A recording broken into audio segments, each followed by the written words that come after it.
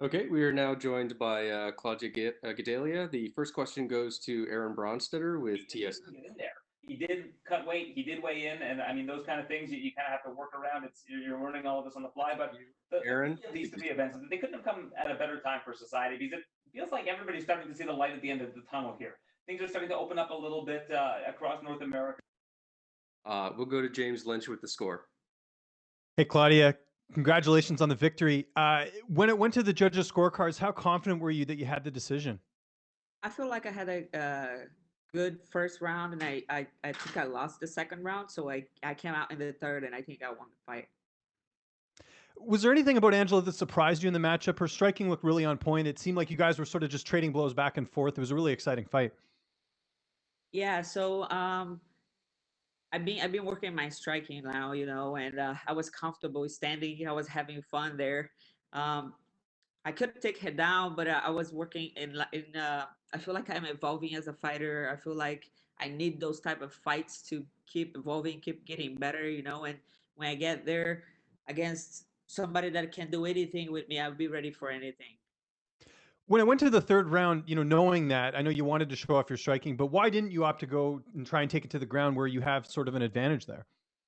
Because I was having fun, and like I said, I need those type of fights. I need to strike with against good strikers, so I can keep evolving and I keep getting better. We talked about heading into this fight, how many canceled fights you've had and how you haven't fought since July. How did you feel in there just being off for so long? Man, it's crazy, like we're going through some crazy times right now. And training this pandemic was kind of uh frustrating. I got fights canceled, like in January, Alexa Grasso didn't make weight.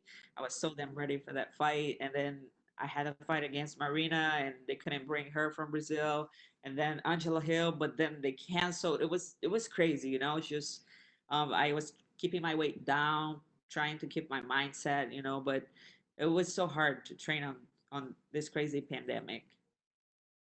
And you mentioned next, your next opponent. You want that.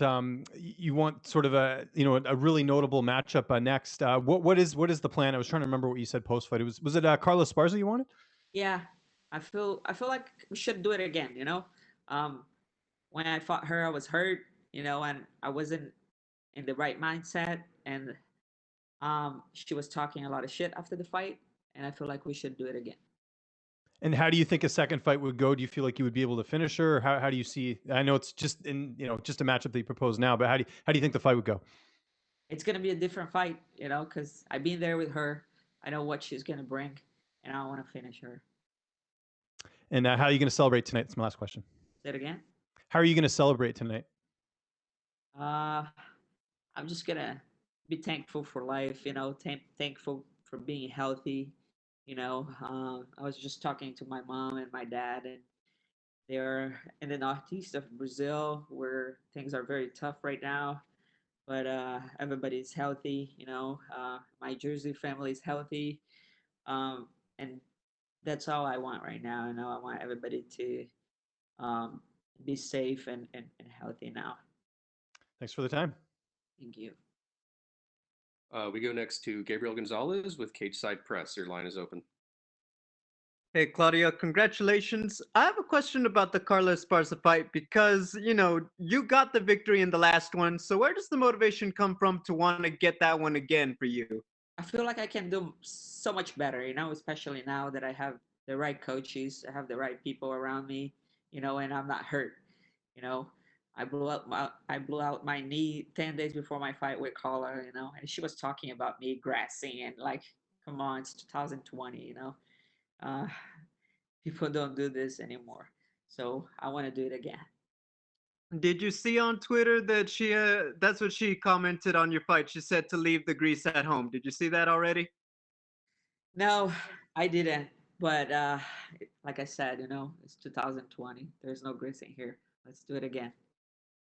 Now, you talking about working with the team in New Jersey, and everyone talked about, it takes time to get used to the system, the codes, and everything. Can you just talk about when everything just really started clicking for you in terms of their coaching and the way they work with you? Um, I feel like I feel like it takes a little while, you know. But I grew up in the jiu-jitsu philosophy, you know, so I have a good relationship with Ricardo. He speaks Portuguese, which helps a lot.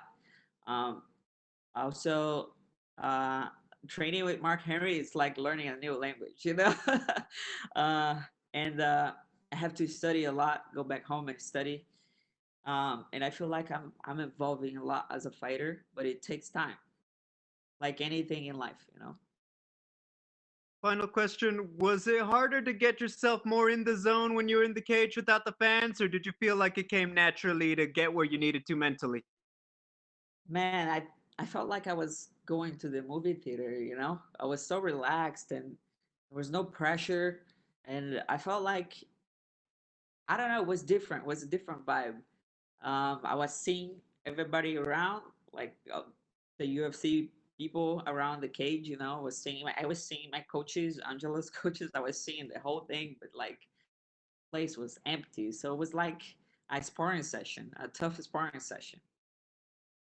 Thank you, Claudia. Congratulations. You know, thank you. We'll take the last question from Shaquille Majuri with MMA Mania. Your line is open. Hey Claudia, congrats on the win, and it was super entertaining, so thanks for the effort. First question now, obviously you won that fight, but it was a very close third round, and we saw a number of very close rounds throughout this event. What are your thoughts in general about judges using more 10-10s? Um, the sport is evolving, right? So we got to go through phases, and I feel like this is happening now. Now we're seeing more 10-10s. Is like everybody's getting so good. The sport is it's getting, you know, like the level is growing so much. Everybody's evolving so fast. So it happens, you know, we go through phases. That's the new one. Okay. In the second round, she dropped you and she started moving forward, and her coaches told her to back up and let you stand. In hindsight, do you think that was the right decision, or do you think it would have been better for her to actually engage you on the ground there? Actually, I wanted her to come, you know, like my jiu-jitsu from the bottom is good. I was like, you come, you know. But then they told her to stand, and you know, I think she won the second round, but I definitely won the first and third. And the last thing here, you've expressed how you feel like you deserve another title shot with this win, and let's say another win over Carlos Esparza. How far do you think you are from a title shot? Man, I've been in the sport for so long. You know, I'm a pioneer in the sport. I've been fighting MMA since I was 18 years old. You know, I already fought the best talent in the division. You know, and um, I had big transitions in my life. You know, like 3 years ago, I moved to America by myself to find better training. You know, and now I feel like I finally clicked. I have the right people around me, you know, and I am on my way to the title shot. But I'm gonna go back home and work a lot, fix my mistakes, you know, and this is my goal: get back in there for the title. Congratulations. Thank you so much. Okay, thank you, Claudia. You're good to go. That's it. One more. Oh.